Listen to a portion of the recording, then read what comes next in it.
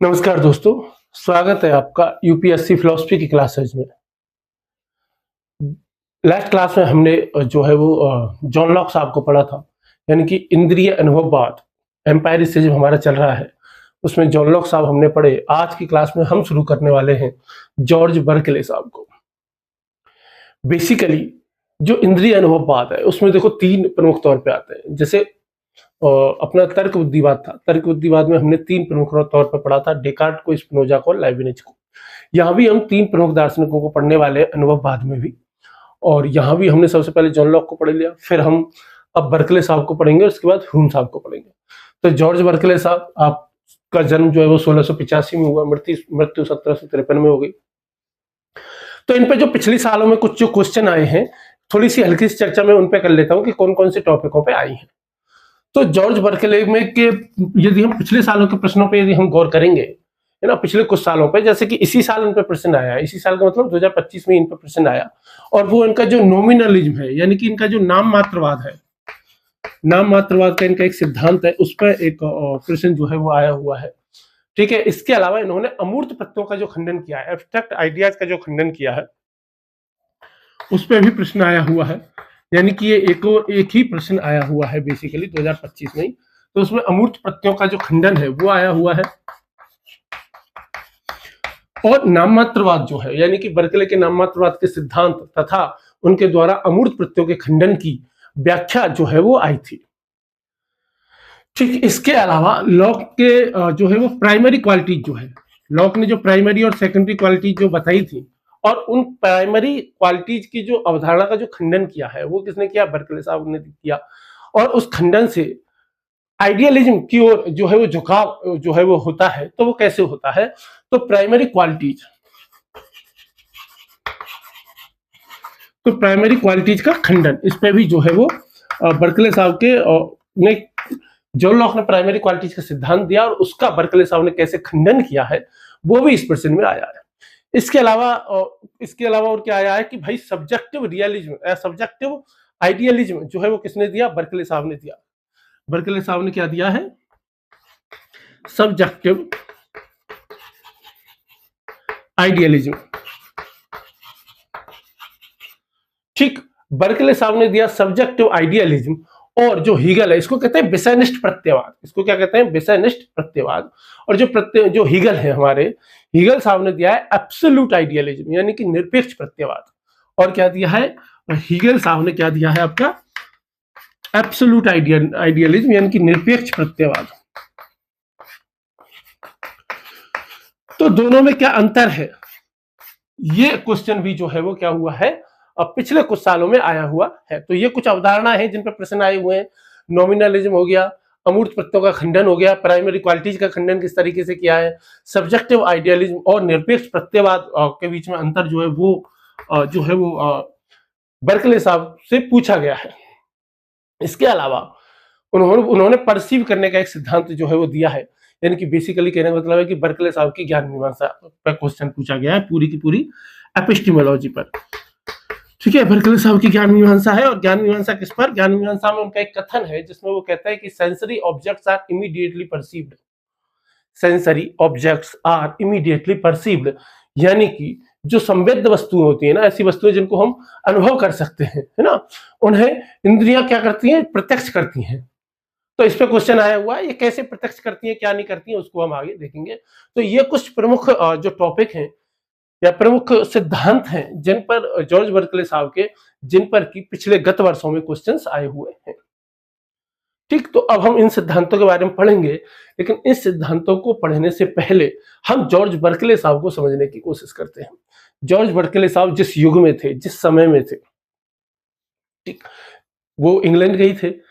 ठीक। और इंग्लैंड में ही जब वो 3 साल के थे, तो 1689 में ही तब क्या हुआ था, मतलब उसी समय ही लगभग इंग्लैंड में जो है वो लोकतंत्र आया। ठीक है। यानी कि पार्लियामेंट्री जो वो है, सर्वोच्चता है, वो स्थापित हुई।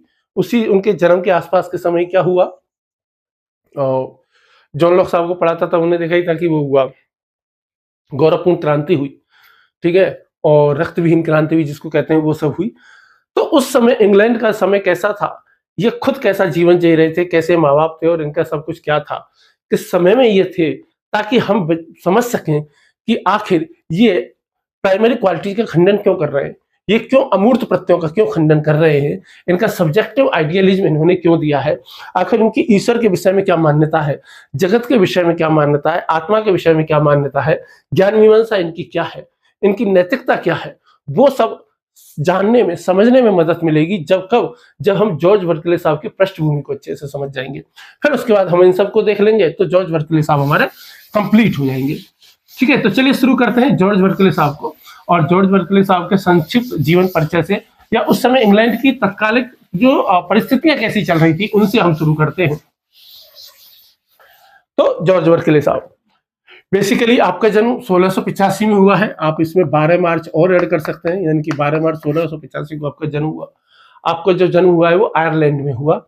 ठीक है, आयरलैंड में किलकेनी नाम का एक स्थान है, वहां पर आपका जन्म हुआ है। कहाँ हुआ है? आयरलैंड में आपका जन्म हुआ है। ठीक है, आपका जो जन्म हुआ है वो एक एंग्लो आयरिश परिवार में जन्म हुआ। ठीक, किन से परिवार में जन्म हुआ? एंग्लो आयरिश परिवार में जन्म हुआ। और इनका जो परिवार था, ये जो अब मैं बात बताऊंगा वो इंपॉर्टेंट है, इनका परिवार काफी ज्यादा धार्मिक था, रिलीजियस था। और इनका जो परिवार था वो कैसा था?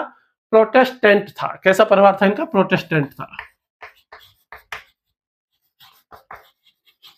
यानी कि ये प्रोटेस्टेंट ईसाई थे। ये कैसे ईसाई थे? प्रोटेस्टेंट ईसाई थे, प्रोटेस्टेंट क्रिश्चियंस थे। ये महत्वपूर्ण पहलू है इनके बारे में जो कि हमें याद रखना है। ठीक, ईसाई वातावरण में ये पले बड़े, बचपन से ही धार्मिक फैमिली थी इनकी, काफी रिलीजियस फैमिली थी, इंग्लो आयरिश फैमिली थी। शुरुआत में जब इन्होंने अध्ययन किया तो स्कूल गए। स्कूल जाने के बाद ट्रिनिटी कॉलेज, डबलिन में कॉलेज है जिसका नाम है ट्रिनिटी कॉलेज। कॉलेज का नाम क्या है? ट्रिनिटी। ट्रिनिटी क्यों आता है? क्योंकि आपको पता ही है, the Holi mother, sorry, the Holi spirit, the Holi God और द होली सन, तो वो जो तीनों का जो कॉम्बो है उसको ट्रिनिटी हम कहते हैं। तो ट्रिनिटी जो कॉलेज है उसमें आपने डबलिन में एडमिशन लिया। ये जो ट्रिनिटी जो कॉलेज था, जिस कॉलेज में पढ़ रहे थे, ये कॉलेज जो है ना, एंग्लिकन एक चर्च था, उस चर्च से जुड़ा हुआ था। इससे जुड़ा हुआ था? चर्च से जुड़ा हुआ संस्थान सा। तो वहीं धीरे धीरे ये पढ़े। बेसिकली इनकी चर्च के जीवन में बहुत ज्यादा रुचि हो गई। कॉलेज जीवन में ही इनकी चर्च में जो जीवन होता है उसमें ही रुचि हो गई। फिर जब 1707 आया, ठीक, कब आया? 1707 आया, जब ये 22-23 साल के थे। उसी समय आपने क्या हुआ, जो एंग्लिकन जो चर्च होते हैं उसमें ही ये क्या हो गए? ऑर्डेन्ड हो गए, यानी कि दीक्षित हुए। ऑर्डेन्ड हो गए। ऑर्डेन्ड का मतलब भारतीय हिसाब से देखें तो ये धार्मिक परंपरा में दीक्षित हो गए।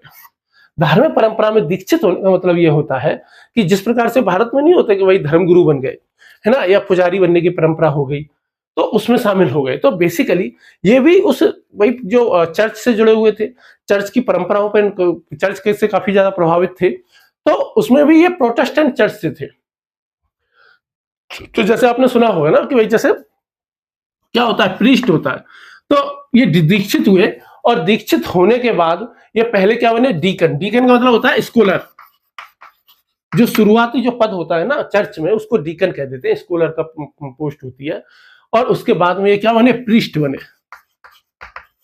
और उसके बाद में ये क्या बने? प्रीस्ट बने। देखो, जो कैथोलिक चर्च होते हैं, आपको पता है चर्च, मैंने आपको बताया भी है शायद पहले, चर्च दो प्रकार के होते हैं। एक होते हैं कैथोलिक चर्च, दूसरे होते हैं प्रोटेस्टेंट चर्च। आजकल तो कई सब प्रकार के हो गए। शुरुआत की जब हम बात करें तो प्रमुख तौर पे दो तरीके के हुआ करते थे। पहले तो एक ही होते थे, कैथोलिक ही, फिर प्रोटेस्टेंट आ गए। जब प्रोटेस्टेंट आ गए तो फिर कई प्रकार के चर्च हो गए, है ना। फिर उसके बाद में देखो लुथेरियन आ गए, एंग्लिकन हो गए, कैल्विनिस्ट आ गए, है ना, तो बैप्टिस्ट हो गए, मेथोडोलॉजिस्ट हो गए, ऐसे कई प्रकार के चर्च आ गए। पर सबसे पहले तो क्या चलते थे? कैथोलिक चर्च ही चला करते थे। कौन से चर्च चला करते थे? कैथोलिक चर्च ही चला करते थे, है ना। धार्मिक परंपरा में या रूढ़िवादिता में कौन से चर्च है? कैथोलिक चर्च ही है। जो कैथोलिक चर्च होते हैं ना, उनमें सबसे पहले आप क्या बनते हो? पहले तो डीकन ही बनते हैं, है ना। उसके बाद में आप प्रीस्ट बनते हो। प्रीस्ट का मतलब पादरी होता है ना, वो पूजा करने वाला। उसके बाद प्रीस्ट के ऊपर एक पद होता है जिसको बिशप कहते हैं। हॉलीवुड फिल्में आपने देखी होंगी तो आपने खूब देखा होगा, खासकर हॉरर मूवीज में ये खूब आते हैं। आर्क बिशप के ऊपर एक और आता है जिसको आर्क बिशप कहते हैं, बिशप के ऊपर आता है आर्क बिशप। ये क्या है, ये एक तरीके से पोस्ट है, यानी कि जैसे जैसे आप धर्म के क्षेत्र में आगे बढ़ते चले जाओगे वो बढ़ते चले जाएंगे। इसमें एक कार्डिनल और आएगा और एक आध पोस्ट और बाद में आती होगी तो मुझे पता नहीं है, और सबसे ऊपर क्या आता है, पोप आता है, और सबसे लास्ट में कौन सी पोस्ट आती है, पोप सबसे ऊपर आ जाता है। तो ये कैथोलिक चर्च है।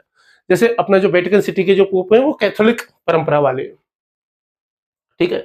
और मैंने आपको बता दिया कि जो प्रोटेस्टेंट है, प्रोटेस्टेंट पहले ही कई सारी शाखाओं में बटे हुए थे। प्रोटेस्टेंट जो थे कई सारी शाखाओं में बटे हुए थे, तो चूंकि ये प्रोटेस्टेंट फैमिली में थे तो हम ये प्रोटेस्टेंट में कर देते हैं। वैसे तो इनमें एंग्लिकन एक चर्च और अलग होते हैं, तो खासतौर पे यदि आपको देखना हो तो जॉर्ज बर्कले साहब कौन थे, एंग्लिकन चर्च से जुड़े हुए थे। तो एंग्लिकन चर्च में भी पहले तो ये डीकन ही होता है ना, इसमें भी डीकन के बाद में क्या आता है, प्रीस्ट ही आता है, फिर बिशप ही आता है, ठीक है, और इसमें भी क्या आता है, आर्क बिशप आता है। लेकिन इसमें आगे जो है वो पोप नहीं आता है ना। तो इनके यहाँ इस तरीके से प्रोटेस्टेंट क्या होता है। और बेसिकली देखो जाए तो प्रोटेस्टेंट में आजकल कई प्रकार के चर्च हो गए, तो सब में थोड़ी थोड़ी अलग व्यवस्था होती है। तो ये तो पुरुषों के लिए व्यवस्था होती है। यदि महिलाएं होती है तो महिलाएं क्या बनती है, महिलाएं बनती है नन, और नन के बाद में वो मदर सुपीरियर बनती है। ये कैथोलिक चर्च की बात है। कैथोलिक चर्च में महिलाओं के लिए कोई बहुत ज्यादा छूट है नहीं, है ना, महिलाओं के लिए कोई बहुत ज्यादा पोस्ट नहीं है। दो ही पोस्ट होती है, एक होती है नन की और दूसरी होती है मदर सुपीरियर की। आपने यदि हॉलीवुड मूवीज देखी हैं, और हॉलीवुड मूवीज में भी हॉरर मूवीज यदि आप देखी होंगी, तो वहां आती है मदर सुपीरियर, ठीक है। तो बेसिकली ये कहाँ रहती है, ये पास में ही मतलब चर्च होता है, चर्च से जुड़ी हुई एक बिल्डिंग होती है, उसका कुछ एक नाम होता है, मैं भूल रहा हूँ उस नाम को, अभी मेरे को दिमाग में एग्जैक्ट क्लिक नहीं हो रही है, वहां ये रहती है। अच्छा, यहाँ की बात करें ना प्रोटेस्टेंट की, प्रोटेस्टेंट क्या है कि भाई कैथोलिक तो रूढ़िवादी है, ये परंपरा से बने हैं, ये विरोध करके बने हैं, तो आजकल इनमें वुमेन प्रिस्ट भी हो सकती हैं, वुमेन बिशप भी हो सकती हैं, ठीक है। और ये सब होता है, ये तो नॉर्मल जानकारी है, जबरदस्ती दे दी है मैंने, इसका एग्जाम से कोई लेना देना नहीं है, बर्कले साहब से कोई लेना देना नहीं है। बर्कले साहब से हल्का सा लेना देना है। बर्कले साहब से हल्का सा लेना देना ये है कि बर्कले साहब शुरुआत से ही जो है वो ईसाई धर्म से जुड़े रहे, खासतौर पर एंग्लिकन, एक प्रोटेस्टेंट में ही एंग्लिकन चर्च होते हैं, प्रोटेस्टेंट में ही एंग्लिकन चर्च होते हैं, उनसे वो जुड़े रहे। 1707 में वो उसमें दीक्षित हुए और फिर क्या बन गए, डीकन बन गए। क्या बन गए, वो डीकन बन गए। जब समय आगे बढ़ेगा, है ना, जब क्या होगा, समय आगे बढ़ेगा और जब उनकी उम्र जब आगे बढ़ेगी तब ये क्या बन जाएंगे, प्रीस्ट भी बन जाएंगे और बिशप भी बन जाएंगे। प्रीस्ट और क्या बनेंगे, ये बिशप में बनेंगे, और 1734 में ये बिशप बनेंगे। 1734 में ये क्या बनेंगे, बिशप बनेंगे, ठीक है। तो मैं ये बता रहा हूं, ये ध्यान रखना है कि बर्कले साहब जो है वो चर्च से गहराई से जुड़े हुए थे। ये जब मैं एपिस्टेमोलॉजी समझाऊंगा या मेटाफिजिक्स जब समझाऊंगा, ठीक है, जब इनकी ईश्वर की धारणा जब हम चर्चा करेंगे, तब ये सारी की सारी बातें हमारी काम में आएंगी, ठीक है। तो ये है, चलिए, तो ये डीकन बन गए 1707 में, पहले ऑर्डेंट हुए और फिर जो है वो क्या हो गए, डीकन। एक पोस्ट होती है स्कॉलर जिसको हम कहते हैं, सबसे शुरुआत की जो पोस्ट होती है वो इन्होंने जो है वो एंग्लिकन चर्चों में ग्रहण कर लिया, ठीक है। लेकिन उसके बाद इनका जीवन जो है वो केवल यहीं तक सीमित नहीं रहा, चर्च तक ही सीमित नहीं रहा, बल्कि इनका अकादमिक जो दर्शन होता है, एकेडमिक जो फिलॉसफी है, इसमें आपकी रुचि लगातार बनी हुई थी। एकेडमिक जो फिलॉसफी है इसमें आपकी जो रुचि है वो लगातार बनी हुई थी, और जो कि लगातार बनी हुई थी, इसके अलावा वो सक्रिय रूप से चर्च में भी काम कर रहे थे। सक्रिय रूप में चर्च में काम करते करते भी वो अपना क्या दे रहे थे, दर्शन दे रहे थे। मैंने आपको पहले ही बता दिया, आपने जो शुरुआत की जो शिक्षा ली थी, है ना, वो आपने क्या थी, ट्रिनिटी कॉलेज से ली थी, डबलिन में। उस समय ट्रिनिटी कॉलेज जो था आयरलैंड का सबसे महत्वपूर्ण एक बौद्धिक केंद्र था। एक सेकंड देना है ना, जबरदस्त गर्मी पड़ रही है यार।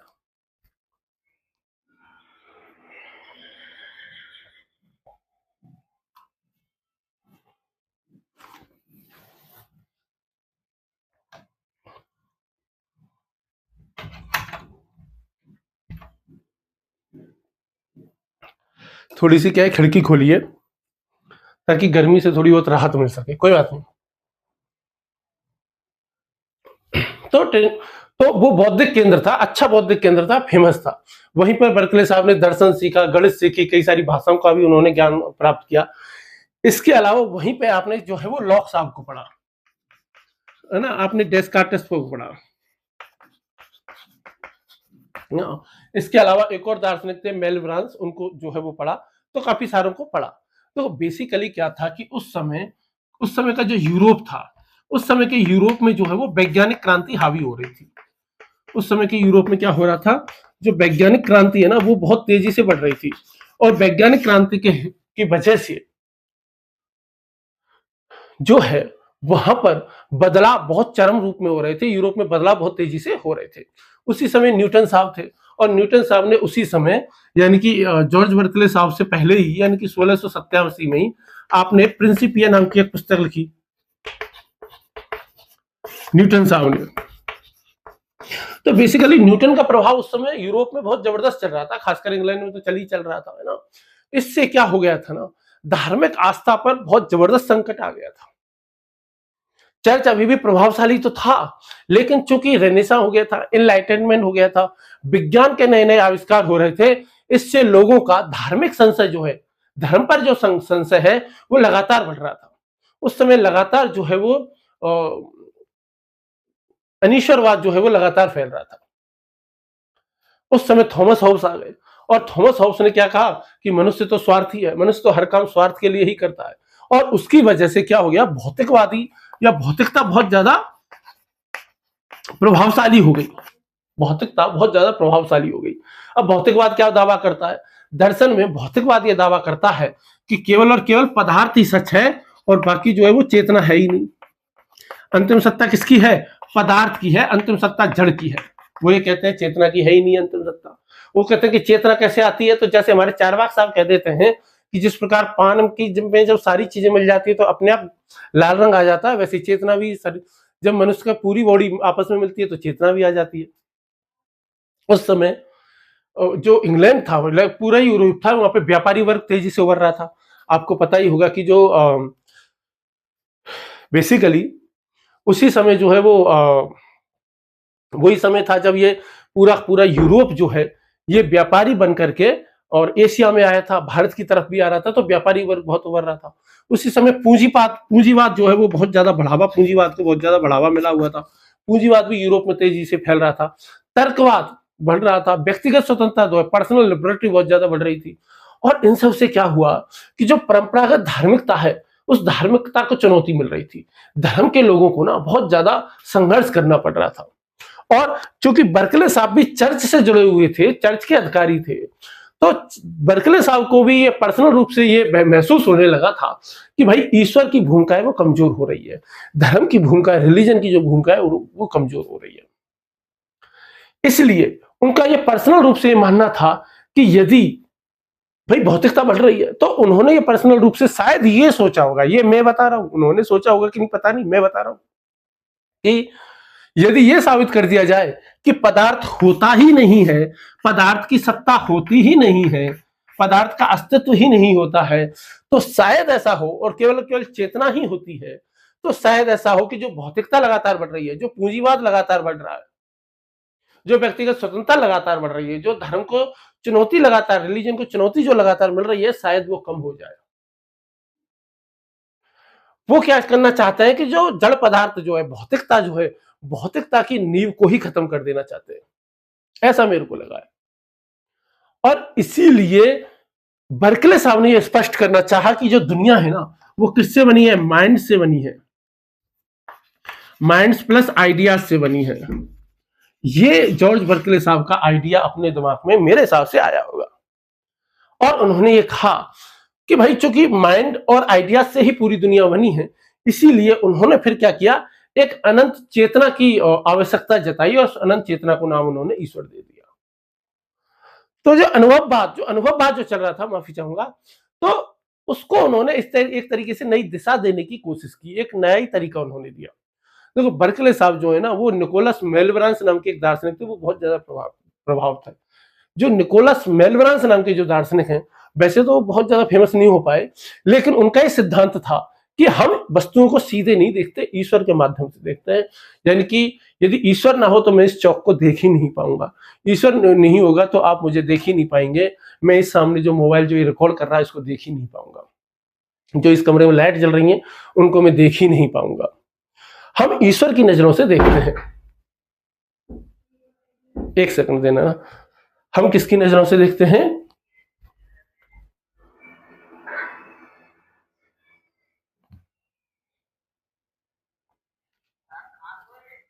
हम किन की नजरों से देखते हैं? ईश्वर की नजरों से देखते हैं, ये मेलब्रान साहब का मानना था। तो जो बर्कले थे, बर्कले साहब ने ये आइडिया पढ़ा, ध्यान से इसको पढ़ा, और इसी आइडिया से शायद मेरे हिसाब से उन्होंने एक अलग जो चीज निकाली, और अलग चीज निकाल करके क्या कह दिया कि हम जो कुछ भी महसूस करते हैं वो सब आइडियाज की वजह से महसूस करते हैं।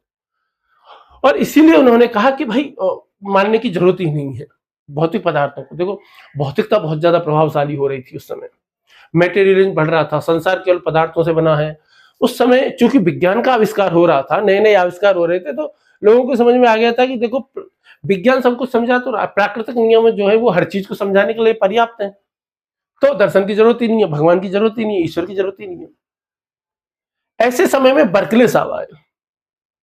हालांकि बर्कले साहब जो है बहुत जबरदस्त रूप से बुद्धिमान है, इतने बुद्धिमान है। बर्कले साहब के बारे में सबसे खास बात यह है कि इन्होंने जो पुस्तकें जो अपनी लिखी बहुत कम उम्र में लिखी। जैसे जब हम 24-25 साल के ही थे तभी उन्होंने एक पुस्तक लिखी, अपनी पहली पुस्तक लिखी, एन ऐसे टुवर्ड्स ए न्यू थ्योरी। ये ऐसे towards a new theory of vision, towards a new theory of vision जो पुस्तक लिखी, जिसमें उन्होंने समझाने की कोशिश की कि हम वास्तव में देखते कैसे हैं। 1710 में इन्होंने एक और पुस्तक लिखी, हालांकि इनकी पुस्तकों के नाम इतने इंपॉर्टेंट नहीं है, ठीक है, इसलिए मैं लिख भी नहीं रहा हूं, काफी लंबे लंबे नाम है। 1710 में उन्होंने एक और पुस्तक लिखी, a treatise concerning the principles of human knowledge, ठीक। और उसमें उन्होंने प्रसिद्ध सिद्धांत दिया कि भाई जड़ पदार्थ की सत्ता होती ही नहीं है, वास्तविकता जो होती है वो किसकी होती है? माइंड्स और आइडियाज की होती है। 1713 में आपने एक और पुस्तक लिखी जिसमें उन्होंने डायलॉग लिखे, 3 डायलॉग बिटवीन हाइलास एंड पिलोनस नाम की एक पुस्तक उसमें लिखी, और अपने दर्शन को उसमें संवाद के रूप में प्रस्तुत करने की कोशिश की। उसमें उन्होंने 2 कैरेक्टर बनाए, एक बनाया हाइलास और एक पिलोनस। और जो हाइलास है वो पदार्थवादी दृष्टिकोण का प्रतिनिधित्व करता है, जबकि फिलोनस जो है वो बर्कले के विचारों का प्रतिनिधित्व करता है। वो जैसे सुकरात प्लेटो लिखा करते थे ना, उस तरीके से लिखी गई है। बात समझ में आ रही है? तो ये है बर्कले साहब, जिनका ये इस प्रकार का जीवन है, और अपने जो धार्मिक जीवन से जुड़े होने की वजह से इंग्लैंड की और यूरोप की तात्कालिक परिस्थितियों से उठते हुए इन्होंने मटेरियलिज्म की नींव हिलाने की पूरी कोशिश की, और संसार को ये बताने की कोशिश की कि पूरी की पूरी दुनिया है वो माइंड से बनी है, ये पूरी की पूरी दुनिया जो है वो आइडियाज से बनी है, और इन सबको बनाए रखने के लिए एक अनंत ईश्वर की आवश्यकता है। बात समझ में आ गई? ठीक है। इसके बाद जो है बर्कले साहब जो है ना, मैंने आपको बताया 1734 में आपको बिशप बनाया गया। 1734 में आपको क्या बनाया गया? बिशप बनाया गया। उससे पहले इन्होंने एक प्लान बनाया था, और प्लान क्या बनाया था कि अटलांटिक महासागर में एक द्वीप है बरमूडा द्वीप, वहां पर ये चाहते थे कॉलेज बनाया जाए, और एक ऐसा कॉलेज बनाया जाए जहां पर धर्म की शिक्षा दी जाए, एक शिक्षा का केंद्र बनाया जाएगा, लेकिन वो धर्म से जुड़ा हुआ रहेगा। देखो, आपको पता ही है कि भाई जो तीनों अब्राहमिक रिलीजन जो हैं उसमें भी खास तौर पर यहूदियों को छोड़ दो, यहूदी तो जो है वो धर्मांतरण करवाते नहीं है, खास तौर पर जो ईसाई मिशनरी होती हैं और जो इस्लाम है, ये दोनों ही कन्वर्जन में बहुत जोड़ देते हैं, ठीक है, और मिशनरीज वगैरह होते हैं। चूंकि जो बर्कले साहब हैं वो चर्च से जुड़े हुए रहे, और चर्च से जुड़े होने की वजह से उनका भी इस ओर ध्यान रहा, तो इस वजह से धार्मिक शिक्षा का प्रचार प्रसार करने के लिए उन्होंने एक कॉलेज खोलने की कोशिश की थी अटलांटिक महासागर में बरमूडा द्वीप पे। बहुत जगह घूमे, पूरे यूरोप में घूमे, अमेरिका तक गए, पैसे जुटाने की कोशिश की, लेकिन वो योजना फेल हो गई क्योंकि पैसे ही नहीं मिले। फिर 1734 में बिशप बन गए, ठीक है, कि भौतिकवाद को ये खत्म करना चाह रहे हैं, ठीक है, और साथ ही साथ में खुद भी क्या रहे, धर्म से जुड़े हुए व्यक्ति रहे हुए हैं। इन्होंने चिकित्सा से भी जुड़े हुए कुछ प्रयोग किए थे। टार वाटर नाम की उन्होंने एक मेडिसिन बनाई थी जिसका इन्होंने खूब प्रचार प्रसार किया था, ठीक, अपने बच्चे को पढ़ाने के लिए ऑक्सफोर्ड लेके गए 1752 ईस्वी में, और 1753 ईस्वी में वहीं ऑक्सफोर्ड में आपकी मृत्यु हो गई थी। बेसिकली 14 जनवरी को हो गई थी, 14 जनवरी 1753 को आपकी क्या हो गई थी, मृत्यु हो गई थी। ये बर्कले साहब का जीवन है। बर्कले साहब का जीवन में जो चीज मैं आपको बताना चाह रहा हूं वो ये बताना चाह रहा हूं कि ये धर्म से जुड़े हुए रहे हैं। क्योंकि ये धर्म से जुड़े हुए रहे हैं, बेसिकली ईसाई धर्म से, रिलीजन से जुड़े हुए व्यक्ति रहे हैं, और ये खुद बिशप भी बने, चर्च के अधिकारी रहे। उस समय भौतिकवाद बहुत ज्यादा प्रभावी था पूरे यूरोप में। इसी वजह से इन्होंने अपने दर्शन में जड़ पदार्थ को पूरी तरीके से नकार दिया ताकि भौतिकवाद को खत्म किया जा सके। उस समय विज्ञान की वजह से धर्म पे बहुत ज्यादा प्रश्न उठ रहे थे, तो उन्होंने माइंड्स और आइडियाज का जो है सिद्धांत दिया कि पूरी दुनिया को हम केवल माइंड्स और आइडियाज के माध्यम से ही जानते हैं, है ना। और ये सब इसलिए दिया ताकि उस समय जो धर्म को, सत्ता को जो चुनौती मिल रही थी, वो चुनौती को कुछ हद तक समाप्त किया जा सके। ठीक, चलिए आगे बढ़ते हैं। अब आगे बढ़ते हुए हम इनके सबसे महत्वपूर्ण सिद्धांत को समझते हैं। देखो, जहां जॉन लॉक साहब ने छोड़ा है वहीं से अनुभववाद को बर्कले साहब पकड़ते हैं। ये सबसे पहले जॉन लॉक साहब की आलोचना करते हैं, और जॉन लॉक साहब की आलोचना करके अपने एम्पायरिसिज्म को, अपने अनुभववाद को या अपने दर्शन को आगे बढ़ाते हैं। तो जॉन लॉक साहब की सबसे पहले आलोचना जो करते हैं वो किस पे करते हैं भाई, ये मटेरियल सब्सटेंस का खंडन करना चाहते हैं। ये भाई जॉन लॉक ने तो कहा था कि भाई something I know not what, यानी कि कुछ ऐसा है जिसे मैं नहीं जानता। बर्कले साहब उसे खंडित करना चाहते हैं। बर्कले साहब ये बताना चाहते हैं कि कुछ है ही नहीं, कुछ मानने की जरूरत ही नहीं है, हमको जो अनुभूति हुई बस वो अनुभूति ही है। यानी कि चौक को पकड़ने पर यदि मुझे कठोरता का अनुभव हो रहा है तो जरूरी नहीं कि चौक हो, बस मेरे माइंड में आइडिया बना हुआ है कठोरता का, तो बस मैं कठोरता महसूस कर रहा हूं, लेकिन कठोरता ये कहां पर है ये मुझे नहीं पता है। वो कहते हैं कि ये कठोरता जो है केवल हमारे माइंड में है, सचमुच में ये कठोरता है ही नहीं। मतलब ये कठोरता किसी पदार्थ में होगी इसको हम नहीं मान सकते, क्योंकि हमको अनुभूति तो केवल कठोरता की हो रही है, हमको एक बेलनाकार आकृति की हो रही है, तो हम उस सब्सटेंस को क्यों माने। ये कौन कहना चाह रहा, बर्कले साहब। तो ये क्या करेंगे, सबसे पहले जॉन लॉक ने आपको ध्यान ही होगा, जॉन लॉक साहब ने दो प्रकार की क्वालिटी बताई थी। एक होती है प्राइमरी क्वालिटीज, एक होती है सेकेंडरी क्वालिटीज। प्राइमरी क्वालिटी होती है वो ऑब्जेक्टिव होती हैं, और सेकेंडरी क्वालिटी जो होती है वो सब्जेक्टिव होती हैं। अब बर्कले साहब हमको ये बताएंगे कि प्राइमरी और सेकेंडरी क्वालिटीज में कोई अंतर ही नहीं होता। अभी मैं बता देते हैं ना। तो ये primary qualities, primary and secondary qualities,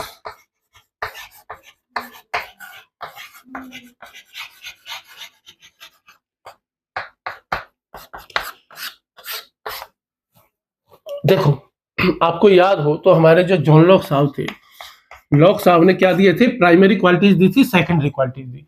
primary qualities को उन्होंने कहा था वस्तुनिष्ठ, कि ये सभी के लिए समान रहती हैं, और सेकेंडरी क्वालिटीज को उन्होंने कहा था आत्मनिष्ठ कह लो या व्यक्तिनिष्ठ कह लो, व्यक्तिनिष्ठ कह लो, व्यक्तिनिष्ठ। और व्यक्तिनिष्ठ होने का मतलब ये व्यक्ति के अनुसार बदल सकते हैं।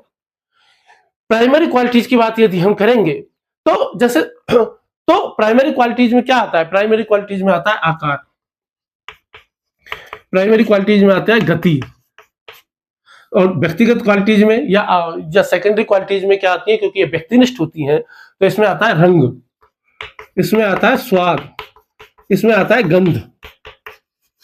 किसी को कोई बदबू बहुत बुरी लग रही है, किसी को उतनी बुरी नहीं लगती। ठीक, यहां पे क्या आ रहा है, आकार हो गया, यहां पे गति हो गई, यहां पे शेप हो गया, शेप वही आकार ही हो गया, ये चीजें आ गई। ये है वस्तुनिष्ठ जो सभी के लिए समान रहती हैं, और सेकेंडरी क्वालिटी जो है वो ये व्यक्तिनिष्ठ है जो सबके लिए बदल सकती है। अब बर्कले साहब एक प्रश्न उठा रहे हैं, जॉन लॉक साहब से एक प्रश्न पूछ रहे हैं, सीधा सीधा प्रश्न पूछ रहे हैं। क्या पूछ रहे हैं भाई, जॉन लॉक ये बता, मतलब सचमुच में नहीं पूछा था उन्होंने, ये मैं अपने हिसाब से बता रहा हूं कि भाई लॉक ये बताओ, तुम ये कह रहे हो कि भाई वस्तु जो होती है उसमें प्राइमरी और सेकेंडरी दोनों प्रकार की क्वालिटीज होती हैं। मेरे को तो ये बताओ, तुमने ये बताया कि भाई प्राइमरी क्वालिटी वस्तु में होती है और ये अनिवार्य तो होती है और ये वस्तुनिष्ठ होती है, सेकेंडरी तो मनुष्य के ऊपर डिपेंड करती है। तो तुमने ये कैसे जाना कि ये जो प्राइमरी क्वालिटीज है ये वास्तव में वस्तु में है? तुम मेरे को ये बताओ कि तुम इनको, इन जो प्राइमरी क्वालिटीज हैं, तुम इनको स्वतंत्र मानते हो, किस आधार पर स्वतंत्र मानते हो? बर्कले साहब कहते हैं भाई देखो, प्राइमरी क्वालिटीज भी किस पर निर्भर हैं? प्राइमरी क्वालिटीज भी अनुभव पर निर्भर है। जैसे ये अनुभव पर निर्भर है, वैसे ये भी किस पर है? ये भी अनुभव पर ही निर्भर है। यानी कि ये वस्तुओं में 100% नहीं होती है, ये केवल अनुभव में होती है। जैसे प्राइमरी क्वालिटीज में उन्होंने आकार की बात कही, शेप की बात कही, किसने? लॉक साहब ने। तो बर्कले साहब प्रश्न उठाते हैं कि भाई जो एक जो पेड़ है, दूर से छोटा दिखता है ना, पास से बड़ा दिखाई देता है, और माइक्रोस्कोप से यदि उसकी एक पत्ती को भी देखा जाएगा तो वो बहुत बड़ी दिखाई देती है। और यदि एक पत्ती इतनी बड़ी है तो वो पूरा पेड़ कितना बड़ा होगा? अब मेरे को ये बताओ, बर्कले साहब ये पूछ रहे हैं, उन तीनों में से पेड़ का वास्तविक आकार कौन सा है? तुम कह रहे थे कि भाई आकार तो सब वस्तुनिष्ठ होता है, सबके लिए सेम है, लेकिन उनमें से वास्तविक आकार है कौन सा? और जब हमको ये नहीं पता कि उनमें से वास्तविक आकार कौन सा है, तो हम ये कैसे कह सकते हैं कि प्रत्येक वस्तु का एक वास्तविक आकार होता है? और यही बात वो गति के बारे में भी कहते हैं। आगे तो आइंस्टीन साहब आएंगे और जो कि कहेंगे कि भाई स्पीड इज रिलेटिव, है ना, गति सापेक्ष होती है।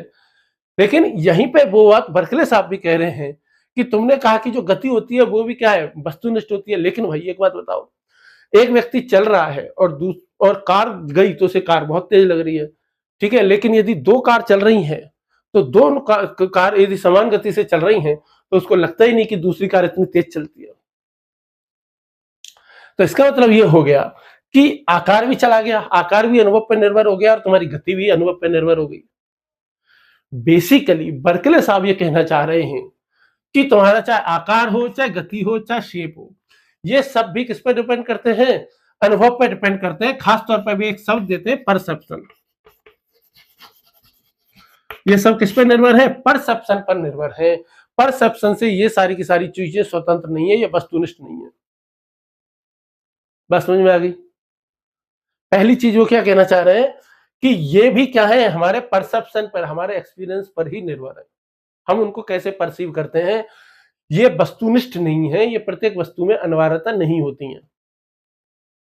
ठीक है। दूसरा उन्होंने ये कहा कि तुमने प्राइमरी क्वालिटीज और सेकेंडरी क्वालिटीज को अलग अलग कर दिया, आकार को और रंग को अलग कर दिया, गति और स्वाद को अलग कर दिया, इनको अलग कर दिया। लेकिन तुम एक बात बताओ कि क्या हम वास्तविकता में किसी भी वस्तु से उसका रंग अलग कर सकते हैं क्या? और रंग अलग कर देंगे तो वो कैसे दिखेगा? जैसे कि अभी मेरे पास हरा चौक तो है नहीं, हरा चौक आता भी नहीं है, सॉरी। ग्रीन ब्लैक बोर्ड पर यदि मैं ग्रीन ट्राइंगल बनाऊं तो वो दिखेगा क्या? नहीं दिखेगा। ये जो ऊपर व्हाइट दीवार है, इस पर मैं चौक से दीवार बना हुआ है, व्हाइट, ये ग्रीन बोर्ड ग्रीन ना होके व्हाइट बोर्ड होता, और व्हाइट बोर्ड पे यदि मैं चौक से पढ़ा रहा होता, वो भी व्हाइट चौक से, तो क्या आपको कुछ भी दिखता? क्या आपको कुछ भी नहीं दिखता। यानी कि बेसिकली जो कुछ भी लिखा हुआ है, यानी कि आकार को देखने के लिए रंग की जरूरत होती है। बर्कले साहब जो क्या देते हैं, जो तर्क देते हैं, वो सफेद त्रिकोण का देते हैं, सफेद ट्रायंगल का देते हैं। वो कहते हैं कि सफेद कागज पर सफेद ट्रायंगल यदि बनाया जाए, व्हाइट पेपर पर व्हाइट ट्रायंगल यदि बनाया जाए तो वो दिखाई नहीं देगा। और वो दिखाई क्यों इसलिए नहीं देगा क्योंकि बर्कले साहब ये कहना चाहते हैं कि भाई प्रत्येक आकार को देखने के लिए रंग की आवश्यकता होती है। लेकिन यहाँ पे एक छोटा सा प्रश्न उठता है, वो क्या कि भाई कागज पे तो वो त्रिकोण नहीं दिखेगा, लेकिन यदि वो त्रिकोण, वो ट्राइंगल यदि त्रिआयामी हो, तो 3D हो, तो 3D हो तो फिर वो किसी भी कलर का हो तो दिखाई देगा। बेसिकली तो फिर वो कहना क्या चाहते हैं बर्कले साहब? हमको ये समझाना चाहते हैं कि जो शेप है, वो ये नहीं कह रहे हैं कि जो शेप है वो फिजिकली पूरी तरीके से दिखाई नहीं दे सकती है। बात समझ में? उनका ये तर्क है कि हम किसी भी शेप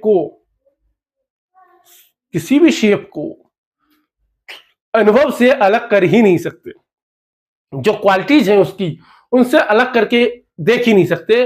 वो ये कहना चाहते हैं कि भाई प्राइमरी और सेकेंडरी क्वालिटीज को लोग साहब अलग अलग करके देख रहे थे। मैं आपको ये बात बताना चाह रहा हूं कि वो दोनों एक ही हैं, वो दोनों क्वालिटीज अलग अलग नहीं है। वो ये कहना चाहते हैं कि यदि रंग अनुभव पर निर्भर करता है, परसेप्शन पर निर्भर करता है, तो आकार भी तो परसेप्शन पर ही डिपेंड करता है, क्योंकि आकार को रंग के बिना अनुभव ही नहीं किया जा सकता। तो वो कहना चाहते हैं कि आकार भी परसेप्शन पर निर्भर करेगा। बात समझ में आ गई? यानी कि वो ये कहना चाहते हैं कि प्राइमरी और सेकेंडरी क्वालिटीज अलग अलग है नहीं। ठीक, बात समझ में आ गई। अब तीसरी बात लोग और क्या कह रहे थे? लोग ये कह रहे थे कि हम वस्तु को उसके कुछ गुणों से अलग करके उसकी वस्तु की शुद्ध अवधारणा बना सकते हैं। जैसे हम केवल किसी वस्तु की आकार की कल्पना कर लें या किसी वस्तु के केवल विस्तार की कल्पना कर लें, तो हम ओरिजिनल वस्तु बना सकते हैं और उसमें से उसकी कुछ चीजें निकाल सकते हैं, उसका रंग, स्वाद, गंध को निकाल करके हम उसका एक जो शुद्ध कॉन्सेप्ट जो है किसी भी वस्तु का, वो बना सकते हैं। बर्कले साहब कहते हैं कि ऐसा तो पॉसिबल ही नहीं है। वो कहते हैं कि जैसे देखो, जब भी हम किसी भी वस्तु की कल्पना करेंगे तो किसी ना किसी रंग की होगी, किसी ना किसी शेप की होगी, किसी ना किसी साइज की होगी। हम बिना रंग की, बिना शेप की, बिना साइज की किसी वस्तु की कल्पना ही नहीं कर सकते। तो वो ये कहना चाहते हैं कि तुम ये जो कह रहे हो ना, शुद्ध आकार होता है या शुद्ध विस्तार होता है, तो बोले ये वास्तव में तुम्हारी केवल कल्पना है, ये सचमुच की चीज नहीं है। वो सचमुच की चीज नहीं है। अच्छा एक बात बताओ, क्या आप एक ऐसे चौक की कल्पना कर सकते हो जो ना तो किसी भी रंग का है, ना ही किसी भी साइज का है? तो आप कल्पना ही नहीं कर पाओगे। जब भी आप चौक की कल्पना करोगे, या तो किसी कलर का करोगे और किसी ना किसी साइज का करोगे। यही बात बर्कले साहब कहना चाह रहे हैं। अगली बात क्या आती है?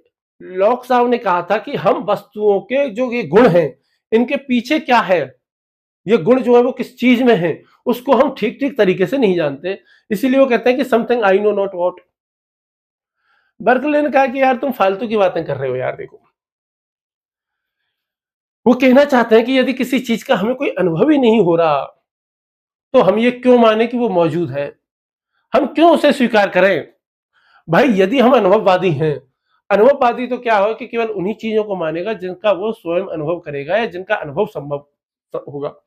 यदि हमें केवल रंग का अनुभव हो रहा है, स्वाद का अनुभव हो रहा है, केवल गंध का अनुभव हो रहा है, केवल आकार का अनुभव हो रहा है, केवल गति का अंतर अनुभव हो रहा है, तो हम ये क्यों माने कि इनके पीछे कोई वस्तु भी होगी, इनके पीछे कोई सब्सटेंस होगा? हम क्यों माने? क्योंकि उस सब्सटेंस का तो हमें अनुभव ही नहीं हो रहा। बेसिकली यहीं पे जो बर्कले साहब जो कर रहे हैं ना, वो सब्सटेंस का खंडन कर रहे हैं। अब बर्कले साहब किसका खंडन कर रहे हैं? Substance, material substance, material substance का खंडन कर रहे हैं। अब कौन? बर्कले साहब। पहले तो प्राइमरी और सेकेंडरी क्वालिटीज का खंडन किया है, इस पर प्रश्न आया हुआ है, प्राइमरी और सेकेंडरी क्वालिटीज का खंडन किन आधार पर कर रहे हैं? अब सब्सटेंस का खंडन कर रहे हैं, और वो ये कह रहे हैं सब्सटेंस का खंडन करते हुए कि भाई जब हमें किसी भी चीज का अनुभव ही नहीं हो रहा, तो हम उस वस्तु को माने ही क्यों? हम तो केवल उन्हीं वस्तुओं को मानेंगे जिनका अनुभव होता है। वो ये कहना चाहते हैं बर्कले साहब की जो मेटेरियल सब्सटेंस है, इसकी जो धारणा है, ये जो धारणा है वो स्पष्ट नहीं है, धारणा स्पष्ट नहीं है। वो कहना चाहते हैं कि देखो, यदि कोई हमसे केवल ये पूछा जाए कि पदार्थ वास्तव में क्या होता है, तो क्या पदार्थ को गुणों से अलग करके समझा जा सकता है कि नहीं? बिल्कुल नहीं समझा जा सकता है।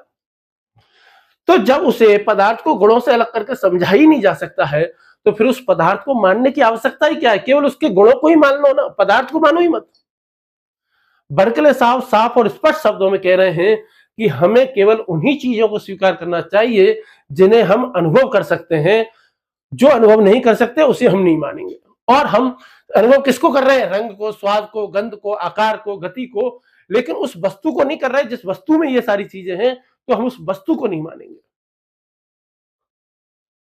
वो कहते हैं कि जब भी हम किसी भी चीज को अनुभव करते हैं, तो अनुभव से हमारे माइंड में क्या बनते हैं? आइडियाज बनते हैं। यही लॉक साहब कह रहे थे, ये भी यही बात कह रहे हैं, तो आइडियाज मिलते हैं।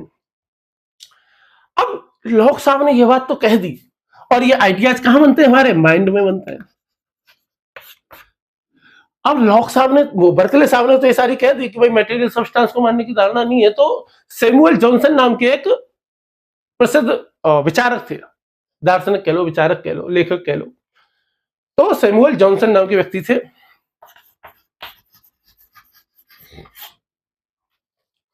जब सैमुअल जॉनसन साहब ने बर्कले की थ्योरी पढ़ी, तो कहते हैं कि बर्कले की थ्योरी पढ़ करके उन्होंने जमीन पर एक पत्थर पड़ा हुआ था, उस पत्थर में जोर से लात मारी और कहा कि मेरे केवल लात मारने से ही बर्कले की जो सब्सटेंस की जो प्यूरी जो थ्योरी है वो खंडित हो जाती है। जॉनसन साहब ये कह रहे हैं कि पत्थर की कठोरता ही अपने आप में प्रमाण है कि पत्थर वास्तव में मौजूद है, लेकिन बर्कले साहब मानने के लिए तैयार ही नहीं है। बर्कले साहब कह रहे हैं कि देखो भाई ऐसा है, जॉनसन ने किसी चीज को लात मारी तो उनके पैर में जो अनुभव हुआ वो कठोरता का अनुभव हुआ, उनके पैर में जो अनुभूति हुई वो दर्द की अनुभूति हुई। तो उनको दो अनुभूतियां हुई पत्थर में लात मारने से, एक तो हुई दर्द की और दूसरी हुई कठोरता की। एक तो हुई दर्द की और दूसरी किसकी हुई है? कठोरता की हुई है। ठीक है, वो कह रहे हैं कि आपको दर्द का अनुभव होने से और कठोरता का अनुभव होने से, इन अनुभूतियों से कहीं यह सिद्ध नहीं होता है कि इन अनुभूतियों के पीछे कोई स्वतंत्र मटेरियल सब्सटेंस है, कोई स्वतंत्र भौतिक पदार्थ मौजूद है, ये कहीं सिद्ध नहीं होता, तुम्हें केवल अनुभूति हुई है। तो लोगों ने पूछा तो भाई फिर इन अनुभूतियों से कुछ तो सिद्ध होता होगा ना, तो इन अनुभूतियों से क्या सिद्ध हुआ वही बता दो। वो कह रहे हैं कि देखो तुम्हें कठोरता का अनुभव हुआ ना, कठोरता का अनुभव वास्तविक है, इसमें कोई दोहराए वाली बात नहीं है कि तुम्हें जो अनुभूतियां हुई हैं वो वास्तविक हुई हैं। कठोरता का अनुभव वास्तविक है, लेकिन वो ये कह रहे हैं कि लेकिन इससे ना तुम्हारी अनुभूतियां हुई हैं, वास्तविक हुई हैं, लेकिन इन अनुभूतियों के वास्तविक होने से ये सत्य नहीं होता या ये वास्तविकता में नहीं आता है कि भाई कोई मटेरियल सब्सटेंस वहां पे पड़ा हुआ था, कोई पत्थर वहां पड़ा हुआ था। फिर एक और प्रश्न आ जाता है, तो लोग उससे पूछते हैं भाई ये बताओ, कठोरता का अनुभव हुआ, दर्द का अनुभव हुआ, तुम कह रहे हो कि भाई कठोरता के अनुभव होने से पदार्थ की जो है, उस पत्थर की जो है वो सत्ता स्वीकृत नहीं होती है, सत्ता को नहीं माना जा सकता है। तो ये बताओ, जो कठोरता जो महसूस हुई थी वो कठोरता थी किसमें? किसी ना किसी चीज में तो होगी ना। क्या वो जो कठोरता है वो क्या बिना पदार्थ के एक स्वतंत्र अवस्था में रह सकती है क्या? और यदि वो पदार्थ स्वतंत्र अवस्था में नहीं रह सकती है तो वो कठोरता किसी ना किसी चीज में तो होगी। तो हमें तो यही बता दो कि वो कठोरता किस चीज में थी। लेकिन इस चीज का जवाब बेचारे बर्कले साहब नहीं दे पाते है ना। ये वो प्रश्न है जो बर्कले साहब के दर्शन को गहरे संकट में डाल देता है। देखो, जैसे ही पत्थर में लात मारी, सिद्ध क्या हुआ? सिद्ध हो रहा है कि कुछ अनुभव हो रहा है, कठोरता का अनुभव हो रहा है, दर्द का अनुभव हो रहा है। लेकिन बर्कले साहब ये कह रहे हैं कि इन अनुभूतियों से यह सिद्ध नहीं होता कि इनके पीछे वो अनुभूतियों के पीछे कोई स्वतंत्र भौतिक पदार्थ भी है, कोई मटेरियल सब्सटेंस भी है।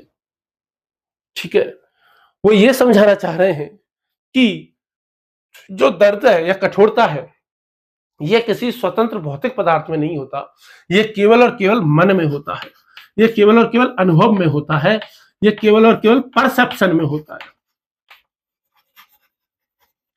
केवल और केवल कहां होते हैं ये सारी चीजें? परसेप्शन में होती हैं, सचमुच में नहीं होती है। मतलब परसेप्शन में हो रही हैं, लेकिन वो कहीं पत्थर है ये इससे सिद्ध नहीं होता।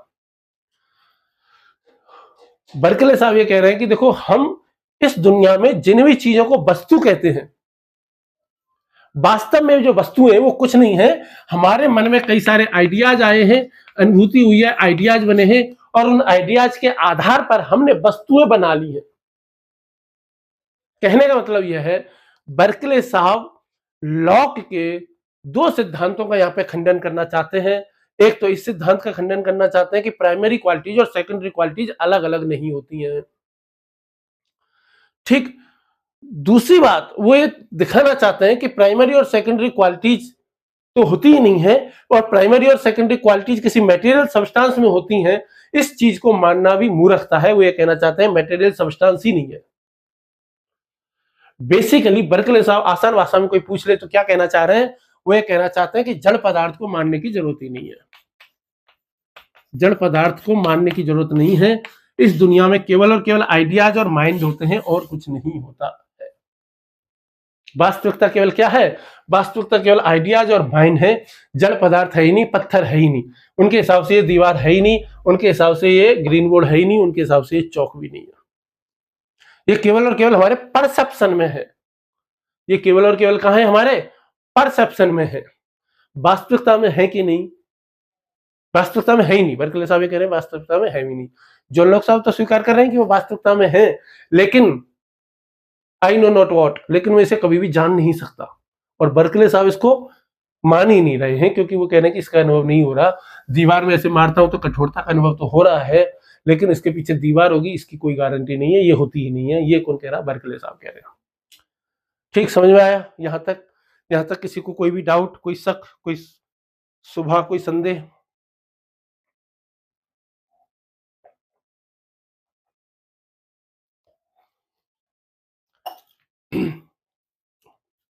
आगे बढ़े। अब उनके दर्शन का सबसे महत्वपूर्ण हिस्सा आता है। अब उनके दर्शन का क्या आता है, सबसे महत्वपूर्ण हिस्सा आता है। और उनके दर्शन का सबसे महत्वपूर्ण हिस्सा क्या है, परसीव करना। कि वस्तु है वास्तविकता में इसलिए है क्योंकि हम परसीव कर रहे हैं। यदि हम परसीव नहीं करेंगे तो कोई चीज होगी ही नहीं। ठीक है। उनके इस सिद्धांत को लैटिन में कहते हैं एस से ईस्ट परसिपी। क्या कहते हैं, एस से ईस्ट परसिपी,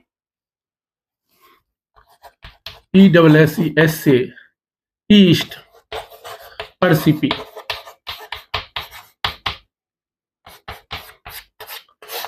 एस ईस्ट परसिपी है क्या? अभी उन्होंने क्या बताया, उन्होंने ये बताया कि भाई भौतिक पदार्थ होता ही नहीं है।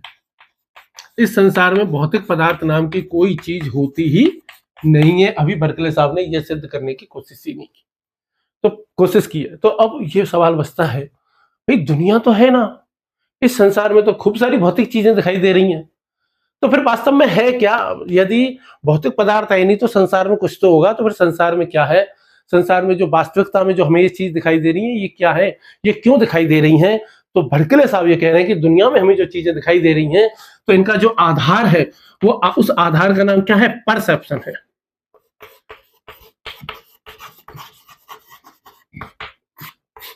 उसका आधार क्या है, परसेप्शन है। वो उदाहरण देते हैं, जैसे हमारे यहाँ कहावत है ना, जंगल में मोर नाचा किसने देखा? बर्कले साहब कहेंगे कि यदि जंगल में मोर नाचा है और यदि वो किसी ने नहीं देखा है तो इसका मतलब ना तो मोर नाचा ही नहीं है, मोर था ही नहीं, मोर था ही नहीं, और ना ही मोर नाचा है, मोर तो था ही नहीं। यदि कोई किसी ने देखा नहीं है तो उनका उदाहरण है कि घने जंगल में पेड़ गिरा, किसी ने देखा नहीं उसको, किसी ने सुना भी नहीं है। ठीक है, तो वो कहते हैं कि इसका मतलब कोई पेड़ गिरा ही नहीं है। लोगों ने कहा ये कैसी बात हो गई भैया, भाई जंगल में पेड़ गिरा है और तुम कह रहे हो कि यदि किसी ने उसको देखा नहीं है, जब पेड़ के गिरने से जो आवाज उसको सुना भी नहीं है, तो इसका मतलब पेड़ गिरा ही नहीं है। ये कैसे हो गया? भाई आवाज तो हुई होगी ना जब पेड़ गिरा होगा ना। तो सामान्य बुद्धि क्या कहेगी, हाँ बिल्कुल आवाज तो हुई होगी। बर्कले साहब कहते हैं भाई आवाज कैसे होती है, कोई पेड़ गिरा, पेड़ के गिरने से हवा में कंपन हुई, कंपन से आवाज पैदा हुई। लेकिन बर्कले साहब अलग तरीके से उत्तर देते हैं। वो कहते हैं कि देखो क्या है, वो कहते हैं ध्वनि क्या है, ध्वनि एक अनुभव है। ध्वनि क्या है, एक अनुभव है। वो कह रहे हैं कि ध्वनि किससे बनती है, कंपन से। बोले जब तक ये कंपन किसी के कानों में नहीं पड़ेगी, ठीक है, तब तक ये ध्वनि नहीं बनेगी। तब तक ये क्या नहीं बन सकती, ध्वनि नहीं बन सकती। ये केवल और केवल क्या रहेगी, तब तक कंपन ही रहेगी। वो कह रहे हैं कि यदि पेड़ गिरा है, ठीक है, अच्छी बात है, तो पेड़ के गिरने से हवा में कंपन हुआ है, लेकिन वो कंपन ध्वनि तभी बनेगा जब उसको किसी ने सुनेगा, जब वो किसी कान से टकराएंगे। यदि उसको किसी ने नहीं सुना है, किसी ने भी नहीं सुना है, तो इसका मतलब क्या है, पेड़ के गिरने से इसका मतलब कोई आवाज हुई ही नहीं है, केवल कंपन ही हुआ है। ठीक है। और वो ये कहना चाहते हैं कि यदि सुनने वाला ना हो तो ध्वनि का अनुभव ही नहीं होगा, और ऐसे ही देखने वाला ना हो तो कोई चीज जो दिख रही है वो चीज होगी ही नहीं, उसका अनुभव ही नहीं होगा। और यहीं से बर्कले साहब का एक प्रसिद्ध सिद्धांत निकलता है, जिसको वो कहते हैं एसे ईस्ट परसिपी। यानी इसका मतलब होता है होना यानी परसीव किया जाना, होना यानी परसीव किया जाना। इसका मतलब क्या है, दूसरे कलर से मैं लिख देता हूं, होना यानी परसीव किया जाना, परसीव किया जाना। यदि किसी चीज को परसीव नहीं किया जा रहा है तो वो है ही नहीं। यदि किसी चीज को परसीव नहीं किया जा रहा है तो इसका मतलब वो चीज है ही नहीं। बात समझ में आ रही है? वो ये कहना चाहते हैं, ऐसे इष्ट परसिपी जो कथन है उसके माध्यम से ये कहना चाहते हैं किसी वस्तु का अस्तित्व तभी होगा जब कोई ना कोई उसको परसीव कर रहा होगा। यदि मैंने वीडियो बनाया है, मैंने यूट्यूब पे डाला है, यदि उस वीडियो को एक भी व्यूज नहीं मिले हैं तो इसका मतलब उस वीडियो का अस्तित्व है ही नहीं। यदि आपको किसी भी क्षण में कोई देखने वाला नहीं है, कोई परसीव करने वाला नहीं है, तो वो है ही नहीं। जैसे इस समय यदि मैं कमरे में बंद हूं और यदि मुझे इस समय कोई भी परसीव नहीं कर रहा है तो इसका मतलब मैं हूं ही नहीं। ठीक, बात समझ में आ रही है? जब हम कहते हैं कि चौक है, तो चौक को हम देख भी सकते हैं, चौक को छू भी सकते हैं। चौक अनुभव में आता है, छूने के अनुभव में भी आ रहा है। बर्कले साहब क्या कह रहे हैं कि यदि कोई वस्तु कभी भी किसी भी समय में यदि किसी के अनुभव में आ ही नहीं रही है, ये ना तो उसको कोई देख रहा है, ना छू रहा है, ना सूंघ रहा है, तो वो वस्तु है ही नहीं, उस वस्तु का अस्तित्व है ही नहीं। इसका मतलब यह है कि वो स्पष्ट तौर पर ये कहना चाह रहे हैं कि वस्तुओं का जो अस्तित्व है वो परसेप्शन पर डिपेंड करता है। किस पे डिपेंड करता है? परसेप्शन पर।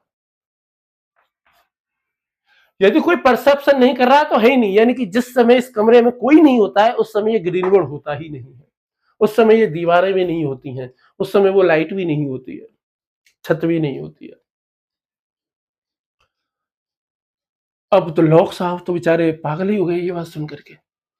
हैं, एक लॉक साहब थे जो कह रहे हैं कि नहीं भैया, वस्तुएं तो होती ही होती हैं, लेकिन हम उसे स्वतंत्र, हम उसे वास्तविक रूप में जान ही नहीं सकते हैं। और दूसरी साहब क्या है? बर्कले साहब हैं, और जो बर्कले साहब ये कह रहे हैं कि भौतिक पदार्थ, मेटेरियल सब्सटेंस तो होता ही नहीं है, हम जान इसलिए नहीं सकते क्योंकि वो होता ही नहीं है। दूसरी बात, यदि कोई चीज होती भी है तो इसलिए होती है क्योंकि हम उसे परसीव कर रहे हैं।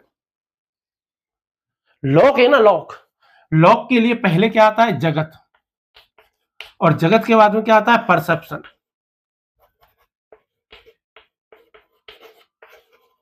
बर्कले साहब के लिए पहले परसेप्शन है और इसके बाद में क्या आता है? जगत। यानी कि जब तक परसीव करने वाला कोई नहीं होगा तो जगत ही नहीं होगा। बर्कले साहब कहना चाह रहे हैं कि परसेप्शन जो है वो जगत को पहुंचने का माध्यम नहीं है, बल्कि परसेप्शन की वजह से ही जगत है। यदि कोई परसेप्शन नहीं करेगा तो जगत होगा ही नहीं। पर भाई एक प्रश्न तो आपके मन में भी पता नहीं आ रहा होगा कि नहीं, आप खुद सोचो। तुम ये बताओ, तुमने ये कहा, या बर्कले साहब ने कहा कि भाई कोई भी वस्तु इसलिए है क्योंकि कोई ना कोई इसे परसीव कर रहा है, कोई ना कोई परसेप्शन परसीव करने वाला है। तो ये बताओ कि जो परसीवर है कौन है? जो परसीवर है। और मान लो कि वो परसीवर क्या है? मन है, व्यक्ति का मन है। तो वो मन कहां पर है? उस मन का अस्तित्व कहां पर है? वो मन किसमें होता है?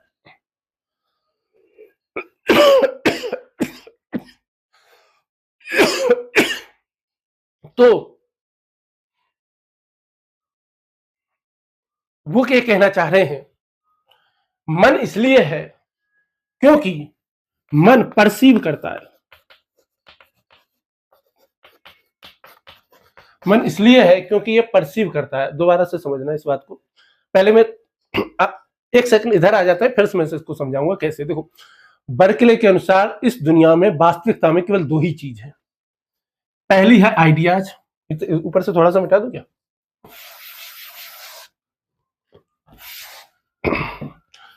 पहली चीज है आइडियाज और दूसरी चीज है माइंड।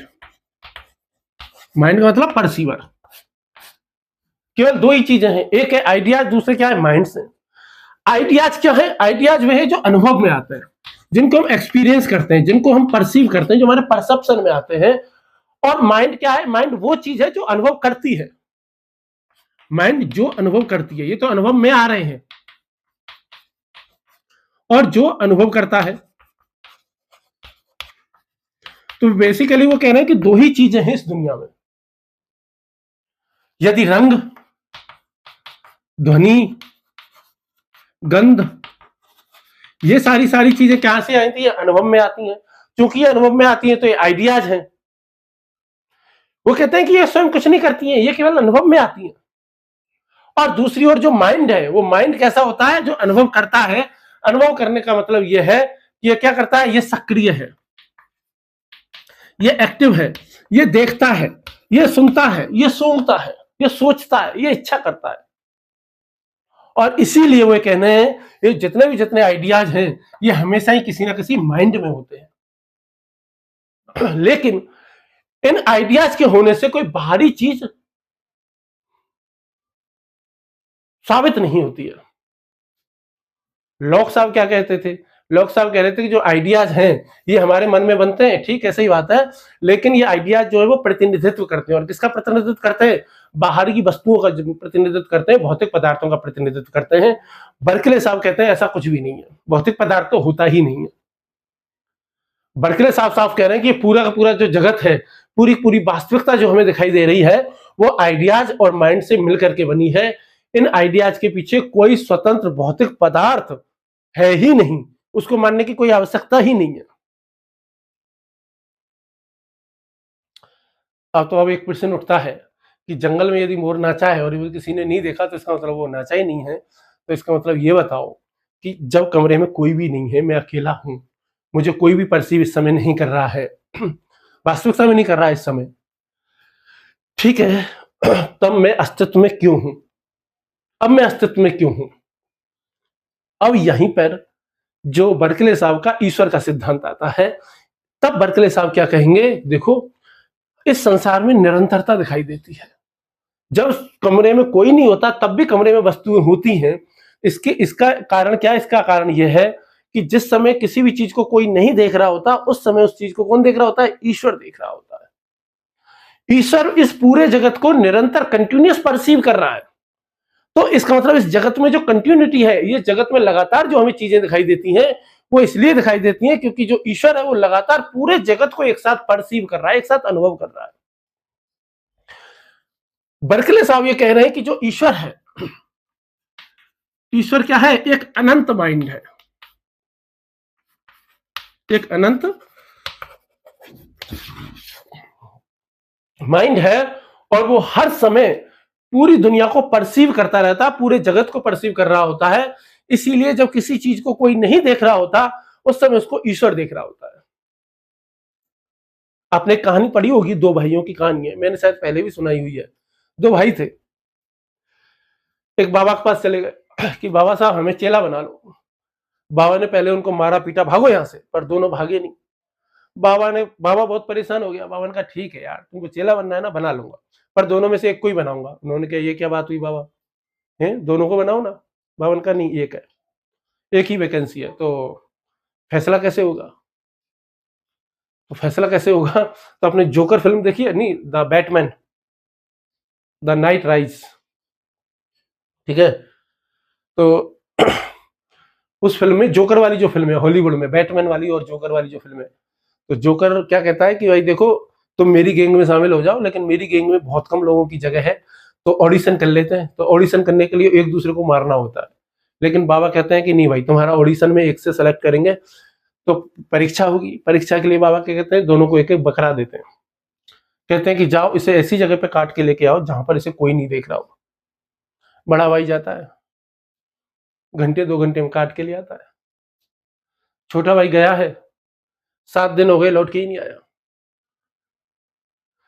8-10 दिन के बाद लौटा पागलों की हालत में। बाबा ने कहा क्या हुआ भाई, तो चेला बनना था, है तेरे को तो अध्यात्म की प्राप्ति करनी थी, तो ईश्वर को जानना था, क्या हुआ, एक बकरे को ही नहीं मार पाया, ऐसी जगह तेरे को मिली ही नहीं जहाँ कोई नहीं है। तो उसने कहा भाई मुझे तो नहीं मिली। बोले क्यों? बोले जो भी कोई ऐसी जगह ढूंढता वहां लगता है कि यार भगवान देख रहा है, भगवान देख रहा है, भगवान देख रहा है। और जब मैं ये सोचता कि भगवान भी चलो मान लिया नहीं देख रहा है, तब मेरे को लगता है कि यार ये बकरा तो देख ही रहा है, मैं भी देख रहा हूं। तो यहाँ पे बर्कले साहब यही कह रहे हैं कि ईश्वर लगातार देख रहा है। इस संसार में हर चीज लगातार अस्तित्व में बनी हुई है, क्योंकि ईश्वर उसे लगातार देख रहा है। यदि ईश्वर लगातार परसीव ना करता तो चीजें गायब हो जाती, चीजें होती ना। देखो कई बार लोगों को यह लगता है कि बर्कले साहब ये कहना चाह रहे हैं कि संसार वास्तव में मौजूद ही नहीं है। वो ऐसा नहीं कह रहे, ठीक समझ आ रहे हैं? वो ये नहीं कह रहे बर्कले साहब कि ये दुनिया वास्तव में है ही नहीं। वो ये कहना चाह रहे हैं कि संसार है, लेकिन संसार में जो है वो पदार्थ वास्तविक नहीं है। संसार में पदार्थ वास्तविक चीज नहीं है। वास्तविक चीज तो क्या है, हमारा परसेप्शन है। वास्तविक चीज तो अनुभव है, वास्तविक चीज तो आइडियाज है, वास्तविक चीज तो माइंड है। वो ये कहना चाहते हैं कि जैसे ही हम कहते हैं कि यार मेज है, जैसे ही हम कहते हैं कि चौक है, तो इसका मतलब यह है कि इसको हम छू सकते हैं, इसको हम देख सकते हैं। बर्कले साहब सामान्य जीवन के अनुभवों को नकारते नहीं है, बल्कि वो तो इस चीज को नकार रहे हैं कि भाई हमें जो ये चौक को छूने का जो अनुभव हो रहा है, चौक में जो कठोरता का अनुभव हो रहा है, तो इसके पीछे कोई स्वतंत्र रूप से कोई भौतिक पदार्थ मौजूद है, मैं उसको नहीं मानता हूं। देखो डेकार्ट थे ना हमारे, डेकार्ट साहब से हमने तर्क बुद्धिवाद शुरू किया था, रेशनलिस्ट। उन्होंने कहा था कि I think therefore I am, ठीक, यानी कि उसने ये कहा कि मैं इसलिए हूं क्योंकि मैं सोचता हूं। और यहां पे बर्कले साहब ये कह रहे हैं कि मैं I exist because I perceive, क्योंकि मेरा अस्तित्व इस वजह से है क्योंकि मैं परसीव करता हूं। बर्कले साहब ने अस्तित्व को परसेप्शन से जोड़ दिया और डेकार्ट साहब ने अपने अस्तित्व को सोचने से जोड़ दिया था। ये बस मैं बता रहा हूं तुलना करके ना, ऐसा किताबों में कहीं नहीं मिलता। यानी कि बेसिकली यदि बर्कले साहब की मेटाफिजिक्स की बात करें, तो मेटाफिजिक्स की यदि हम बात करेंगे तो पूरी की पूरी मेटाफिजिक्स उनकी इसी आधार पर बनी हुई है कि इस दुनिया में केवल सच्चाई, दो ही सच्चाई है। पहली सच्चाई है आइडियाज की, अनुभव की, और दूसरी सच्चाई है माइंड्स की। पहली सच्चाई है जो अनुभव में आते हैं, और दूसरी सच्चाई जो अनुभव करता है। वो कहते हैं कि अलग से कोई स्वतंत्र पदार्थ को मारना मूर्खता है, अलग से किसी भी इंडिपेंडेंट मटेरियल सब्सटेंस को मारना मूर्खता है, अनावश्यक है, उसकी कोई भी जरूरत नहीं है। ठीक समझ में आ गया? देखो बेसिकली क्या है, बर्कले क्या है, एक ईश्वरवादी दार्शनिक है। बर्कले क्या है, एक आध्यात्मवादी दार्शनिक है। वो ये मानते हैं बर्कले साहब कि इस संसार में जो भी अनैतिकता फैल रही है वो भौतिकता की वजह से फैल रही है। वो इसलिए फैल रही है क्योंकि लोग जड़ पदार्थ को ही असली चीज मान रहे हैं। इसीलिए उनका जो सारा का सारा जो दर्शन है वो जड़ पदार्थ के खंडन पे टिका हुआ है। इसीलिए वो इंडिपेंडेंट सब मटेरियल सब्सटेंस को जो है वो खंडन करते हैं, उसको नकारते हैं। ठीक है, चलिए तो अब इससे आगे की जो क्लास है वो हम नेक्स्ट क्लास में पढ़ेंगे, नेक्स्ट वीडियो में देखेंगे। मेरे हिसाब से वीडियो काफी लंबा हो गया होगा, ज्यादा लंबा तो नहीं हुआ होगा। 1 घंटे 3 मिनट का हो गया, तो इतना बहुत है 1 घंटे 3 मिनट का। और बर्कले साहब पे मेरे ख्याल से एक वीडियो और बनेगी 1 घंटे 1.5 घंटे की, और उसके बाद से जो है वो बर्कले साहब जो है हमारे कंप्लीट हो जाते हैं। ठीक है, चलिए फिर नेक्स्ट क्लास में मिलते हैं, तब तक के लिए धन्यवाद, नमस्कार।